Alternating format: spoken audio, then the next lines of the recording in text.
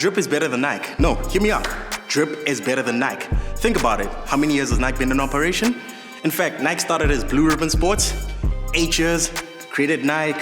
2 years after that, launched the first Nike shoe. But Blue Ribbon Sports was funded by Onitsuka Tiger. Drip is drip. Literally, drip is drip. You don't wear Nike because of the comfort of the shoe. You don't wear Nike because, Caster Semenya ran in this. You don't wear Nike because, I'm gonna score better goals because Ronaldo wears Nike. It's a lifestyle shoe. You're literally buying Air Forces for lifestyle reasons. Lifestyle shoes are not about performance. They're all about the aesthetic. How fly do they look? Is it the modern trend? Is it what's in? The right fabric, the right cut? Is it the dad shoe with the Normcore era? It's always about figuring out what's the now and rocking just that. Drip makes lifestyle shoes. We're grateful for Drip because it's creating employment. Drip is creating innovation. Yes, the silhouettes might not be crazy right now, but Nike started selling other people's shoes, eventually made their own version of that shoe, which is the Cortez. I mean, they owned it, but for being honest, the patent was still Onitsuka Tiger. As much as Nike has become the biggest sportswear brand, it didn't start off like that. In fact, in the beginning of Nike, Bill Bauman was physically hand-making the shoes, and Phil Knight was physically going store by store, delivering the stock and making sure everything is selling, at times being a salesman, which is what we've seen with Lagao, and it's barely been under 2 years, and Drip is now one of the biggest brands in South Africa with over 18 stores. What more can we see from the brand that's growing faster than the 5G network? Also, look at it this way. Drip has given us the Casper collab. Drip has given us a new silhouette. How many years has it been? How much more can we get with the years? Because the more buy-in we give into the company, the more designs we get. Even if you don't like it, you gotta respect it. Because at the end of the day, we're never gonna have our own brands until we support these brands. Fight me then, fight me in the comments. Fight me. I stand by what I said. Drip is better than Nike for us in a South African context. We are not Sean Witherspoon. I can't walk into that Nike and say, yo, this collab, da-da-da-da. I can't say, yo, F Nike, I'm going to Adidas like Kanye. Drip is the gateway because eventually it's gonna be like, yo, F Drip, I'm going to Batu. More brands, more designs, more for us. We stay eating. Shout out to Drip, shout out to Nike, shout out to all the companies that push creativity, innovation, lifestyle, entry point sneakers. Dog, keep educating us, keep inspiring us. We need more sneaker brands. The Drip and Nike conversation led me to one point. Who actually designs these shoes? Like, who works at Nike that's not Tinker? Who works at NB that actually design the shoes that we like? I mean, every one of us wish we could design our own sneaker. I mean, you can do your own colorway on Nike ID. Shout out to Nike for that. Or you can just DIY them. Shout out to Virgil for that. RIP Virgil for that.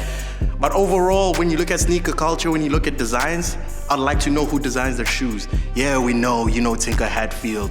Oh my God, Tinker saved Nike. Bro, that's not the main designer. That's not the only designer. Might be the most publicized designer, but that's not the... Travis doesn't count as a designer. I know you thought about that. Doesn't count, it's not in-house. It's a collab. That's an episode for another day.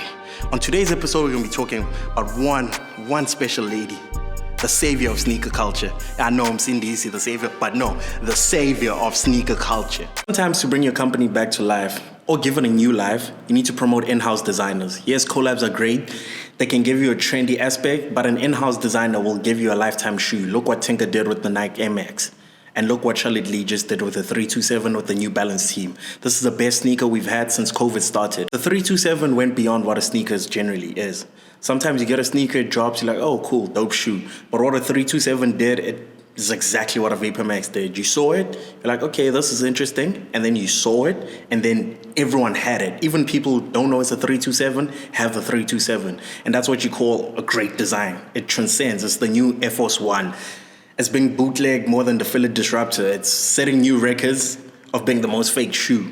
That's how crazy it is, and that's how great the design is. We even have the Atmos collab. Yes, it's not the Animal Pack, but you get what I'm saying. Thank you, New Balance. This is the new Air Force One. This is the new superstar. This is the one every baddie has, every real nigga owns. The 327. No, not the 5, not the Gusheshe, the 27. You've seen it. We've seen this colorway. You've seen that colorway, you've seen this colorway, you've seen this fabric, you've seen that fabric, and it's barely been 5 years. And just like every profession, you need to be qualified to be a sneaker designer. In fact, the easiest way to be a sneaker designer is to already have a degree. So there's a school out in Oregon, which is funded by Nike, Adidas, and other companies, founded by the great Nike designer D. Wayne. The amount of shoes he's designed. You can actually pause this video and go on Google and check the amount of shoes he's actually designed.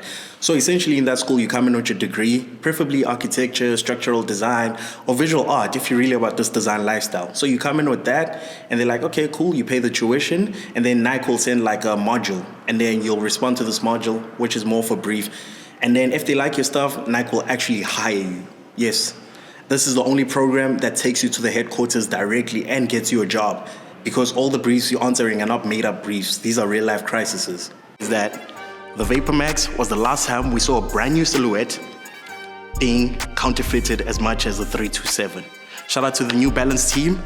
Out of everything we got from COVID, we got the best New Balance collabs. The Salehi, Emily Andore, Joe Fresh Goods, 4Js. Can never forget the Jound approval. Yonke into emnandi egcineni iyophela. Yonke into emnandi egcineni iyophela. Yonke into emnandi egcineni iyophela. Shout out to you for watching this episode. We're gonna come with the third one soon. Like and subscribe. Yo, follow me on the socials. Umsindisi siko. Thank God for the savings. If you don't understand that, you whack.